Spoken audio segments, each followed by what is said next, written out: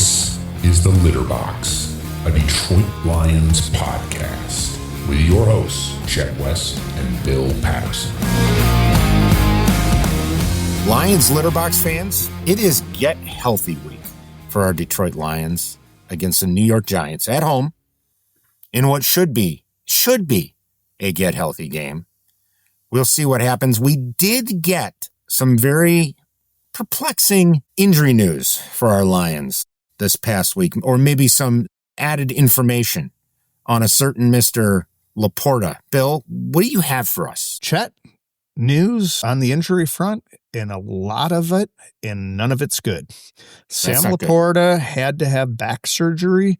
Apparently he's doing well, so get well soon, Sam. Your health is paramount, your family, all that. From a football standpoint, we're not going to see him the rest of the season. Dan Campbell didn't say that, Chet, but he all but said it in his presser today. So the Lions are without their starting tight end, an all-pro player who is a huge difference maker. He's a mismatch blocking. He's a mismatch in the run game. He's a mismatch in the pass game. Chet, how do you feel about this, and how much do you think this affects the Lions going forward? Not just this week, but for the rest of the season. Well, I didn't think, okay, so we're fans, right? And we watch the game and we see what we see. And I didn't think Laporta being out was going to be that big a deal. I really didn't. I thought, okay, we're going to miss something there, but Brock Wright can probably capably fill in his shoes. But then there are nuances to this stuff that we seem to miss. And this past week on Good Morning Football, NFL Network's got a show called Good Morning Football. Sideline Report reported on this earlier in their blog. It's a really good tidbit here. Manti Te'o kind of gave a real good summation of what you're missing with a player like a Sam Laporta. It's like, this is a guy that is skilled enough that other teams have to dedicate resources to him over the middle. And when he's not in there, the number 2 guy, not that scary. Next thing you know, it frees a guy up to blitz. It frees a guy up to not cover the middle of the field and not have to put as much attention towards that position as normal. And that's kind of what happened with the Eagles. They were able to blitz linebackers up the gut, around the edge, put more pressure on us.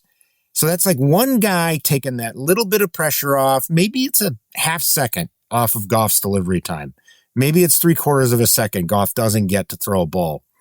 I don't know, but he made it very convincing that when you're missing a player of that caliber, it does a lot more, not only to your team and how they're able to perform. They don't have the guy out there catching, blocking, whatever, but how the other team is able to prepare and things they are able to install without having to account for that player anymore.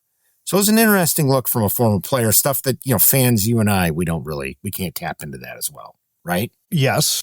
My opinion is outside of Jahmyr Gibbs, let me rephrase. The best player on the Lions is Penei Sewell. I think we can all agree that. Sure. The next best player on the Lions and the hardest to prepare for is probably Jahmyr Gibbs.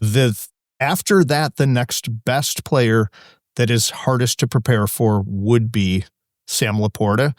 And I think that's what Manti Te'o is trying to say without being catfished. Yep. Got to throw it in there. He's never going to not have that. That's always going to be tagged in. First thing I saw when I saw the quote was, oh yeah, he got catfished once. So look, it's that freelancing rover guy that gets to kind of run around and do whatever.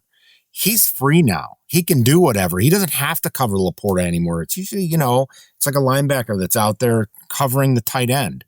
All of a sudden he's like, I don't have to cover that guy anymore. And one thing he doesn't have to do? What's that? Spy on Jared Goff, because he's not going anywhere. He's not going anywhere. It's just pin a guy's ears back and blitz all day long if you want to. All right, Litterbox Lions fans, here's your injury report. Terrion Arnold, out. Marcus Davenport, out. Miles Frazier practiced all week, but he is out. Kirby Joseph is out. In this one, Chet, I kind of want to put an asterisk on, because if you remember the Kansas City game, he left injured, went to the blue tent. He's been hurt ever since. And so my question is it really a knee? And is there something more to this? Because he's missed quite a bit of time. And every week he's listed as probable to practice or limited, and he's always out. So Kirby was in and out, and we're wondering if what's really going on here with Kirby at this point. And he's a key player. He's one of those guys that instrumental. But the defense, I honestly, with the defensive injuries, and I know we're probably going to end up with a matchup here or two coming up that'll expose our defensive injuries a little more. The injuries on that side of the ball and the play on that side of the ball, they don't concern me as much as the offensive side of the ball right now because our defense has been surviving, more than surviving, thriving. Thriving under Kelvin Shepard. So, all right, the offensive side is the one I'm a little curious about. Well, much better news outside of Sam Laporta on that. Okay. Taylor Decker, obviously limited. He's questionable, but he'll play. Khalil Dorsey, questionable. He'll play. Graham Glasgow, questionable. He'll play. Tate Ratledge is questionable. That one I could see going either way. DJ Reed, questionable. He'll play. Penei Sewell, questionable. He'll play. Isaac Tesla, questionable. Who knows? Sion Vake, questionable. I imagine he'll play because he played last week. And then Brian Branch, Malcolm Rodriguez, Jacob Sailors, and Brock Ryder, all full participants, healthy and good to go. Let me know your thoughts before I move to the Giants side of the ball. Well, I'm fine with all that. Like I said, I think all our key horses are in there with the exception of Laporta. We are dinged up. I don't think you're ever going to see Taylor Decker not on an injury report again. I think he's always going to be on there. I think it's just going to be a formality and he'll end up playing. 100%. I think that's just the situation he's at in his career. There's just going to be a permanent spot there for him. And these injury reports, I mean, you don't know. Look, the NFL injury report, the rules around are so strict, they got to put everybody on there that has a ding. So you're going to be on there if you got a ding or you don't participate for half a practice, whatever. So you got to take them for what they are and wait till Friday or Saturday for the finals to come out and then tell you who's going to play and who isn't. Giants, Paulson Adebu, cornerback, out. Thomas Fidone II. The second. Okay. Yeah. He's got a foot that's really not good. Okay. He's a tight end. He is out. All right. Demetrius Flanagan, Fowles, mouthfuls. These Giants. Yeah. He's a linebacker. He's got an illness, but he should be good to go. Cordell Flott, cornerback, should be good to go. Again, he's something personal. Rico Payton, maybe my favorite name on this, also has an illness. So maybe there's a flu bug or some type of virus going through the Giants. Yeah, but he should be good to go as well. Darius Slayton is dealing with a bad hamstring, but should be good to go. Kayvon Thibodeau, one of their elite pass rushers, is out, which is a key thing. Okay. And then a name that we'll bring up in a little bit, Deontay Banks, a cornerback, is dealing with a hip injury. He's questionable, and he has been questionable all season. I've got a neighbor that's a diehard Giants fan. He's from Connecticut, and he literally curses Deontay Banks, number 2, anytime you see him on the field. So Jackson Dart, the big news, is out. We'll talk a little bit more about that when I get to the Vegas. So you are going to see Jameis Winston is your starting quarterback. Tyler Nubin, their safety, is dealing with a neck injury. He is questionable. Raheem Nunez Roche. Oh, wow. That was incredible. Defensive tackle should be good to go. Eric Gray, their running back, I believe he is third string, is questionable. Don't know that we're going to see him unless something happens to Devin Singletary and Tyrone Tracy. And then Nick Jones, cornerback, dealing with a hamstring. He should be good to go. But if we kind of total that, Chet, that is 4. Yeah, they look a lot like their defensive backfield looks a little like ours, a legion of whom, if you will, except they aren't good enough to be given a nickname at this juncture. And they didn't draft well enough on the front end. To even have the studs there. So they're hurt. They're beat up. They still have quite a few key players here. And we'll get to those guys in a minute. Bill, does that wrap up your injury report? That was a long list. I mean, that's sad. I'm taking oxygen on the sideline because that was a lot. Probably exhausted. Yeah, I am. I need a nap. All right. Chet, I've got a question for you. Who on the Giants offense scares you if you're a Detroit Lions defender or Kelvin Shepard? Nobody, to be honest. I think their running backs between Tracy and Singletary can generate some heat. Darius Slayton, not a bad wide receiver, pretty good wide receiver. Wan'Dale Robinson, one of your favorites, I know, is on the other side. I mean, you're looking at a lot of guys. They lost Neighbors, right? So you're looking at a lot of guys that are just backups at their positions or number 2 or 3 on the depth chart. I don't see anybody here that scares me. And their O-line is okay. It's not incredible. It's okay. I'm curious about something, Bill. Yeah. Let's suppose the Lions lose this game. How did they end up losing? What would cause such a horrifying incident? Which, by the way, could happen. Could happen. Oh, yeah. Any given Sunday. Any given Sunday. Yeah. Let's talk about this. So, number one, and I don't want to tease your fantasy segment, it would take the Giants having a monster day from Jameis Winston, I think he threw 5 touchdowns against the Browns last year. Yeah. So it's going to take something like that where he's just going to have sort of rising from the bench. Ashes. Yeah.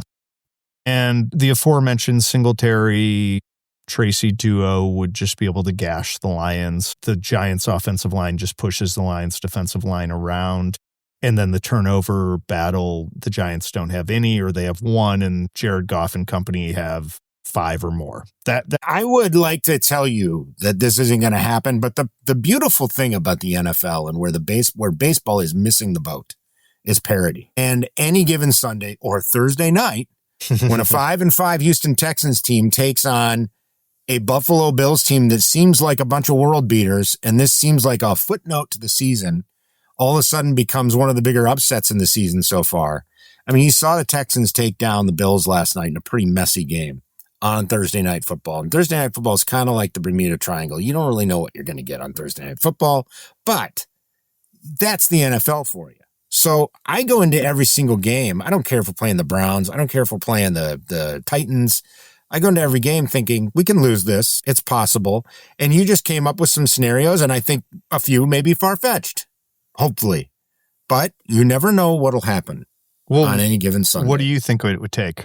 I think a lot of what you just said. I think it would have to be Jameis Winston taking advantage of our defensive backfield and throwing a lot. And I think it would, I hate to use this, but I think it would take a little luck. I honestly think they'd have to get lucky. I mean, at home, Lions coming off a loss. Granted, they get a couple guys like Slayton. They're good, savvy vets. But I just don't see it. I don't see it with Winston out there running the show and with no elite player like a Neighbors or an elite talent like that. You know, Tyrone Tracy and Devin Singletary are going to run on you. I just don't see it. If the Lions offense is cooking again, if the Lions offense can do what the Lions offense can do, I don't see how the heck the Giants keep up. But, I think Vegas probably agrees with me too. We'll find out here in a little bit. All right, so you're teasing that. I was going to ask you, how about you do fantasy for us real quick, and then I'll do the Vegas. So from a fantasy football angle, going into this from a fantasy football angle, I think the Lions running game could feast this week.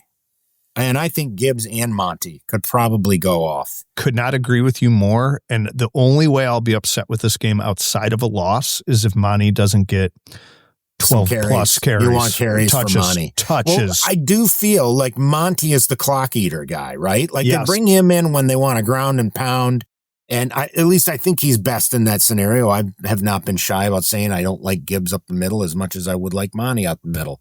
So I think you're going to see more of that. Now, we haven't been right on a lot of these things, so we'll see what happens. But this game seems a little more predictable to me. If we get up by a lot, the only way I don't see our run game humming is if Campbell's like, we need to get our passing game going and clicking and in rhythm and wants to just keep throwing and keep adding on. But he just doesn't strike me quite as that guy.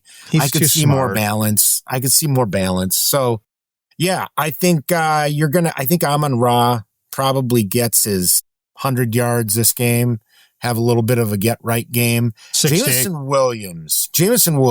You got a little something for Jameson Williams these days, don't you? A little spark in your eye? Yeah. I know a lot of people think he's about to catch fire. He could have a pretty big game, too. Okay. So either he or Amon-Ra might kind of really blow up in this game. I'm leaning to Amon-Ra getting healthy and getting back on the stats. It's good side of the stats, but we'll see. They may, they may play the same coverage that the Eagles played Now, you're going to get a gentleman by the name of Deonte Banks on one of these guys, and he's not good. He gets torched all day long. Number 2, just keep an eye on him. Don't know who he'll be on yet, but he's a good one to torch. I mean, Abido, as you said in your injury report's out, and I believe you said Cordell Flott is out too, if I'm not mistaken, which leaves you with backup corners all over the place. So this could be a open season for at least the first quarter or two till we calm it down with the run game. That's my take. I'm pretty confident. Brian Burns and Abdul Carter. Carter's their rookie that they just signed, but Brian Burns could be a pain in our side. He could stymie a lot of things if we don't figure out how to pick him up. He has 13 sacks in the season and is pass rush elite. Do you think Abdul Carter will be awake by the time kickoff happens? Maybe. Oh, you miss it. He showed up a little late. He just showed up a little late. He got a slap on the wrist for that. All right. Let's talk about Vegas, and then we'll do our predictions. This line opened at 11.5. It dipped all the way down to 10 under the expectation that Jackson Dart would start. He is not starting, so it's back up to 12.5. The under is going to be at 50.5. That has remained unchanged. For those of you that like to play the money line, it has jumped up exponentially. It opened at 475 for the Giants. It's now plus 600. What I would say is Vegas is begging you to take the Lions on this. And I know we haven't been super accurate on all this, but I'm expecting an explosion of offense for the Lions. I'm going to say 37-10 Detroit Lions. So I'm going to go on the under, and I'm going to say they cover. 42-17 Lions. Nice. So the over, they still cover. And they cover. I think the Lions are going to have an offensive explosion at home this week. They got to get it figured out. And I think they know this is a get-right game. All right. So with that, those are our predictions, 12 p.m. or 1 p.m., depending on your time zone. Lions-Giants at Ford Field. Go Lions. Go Lions.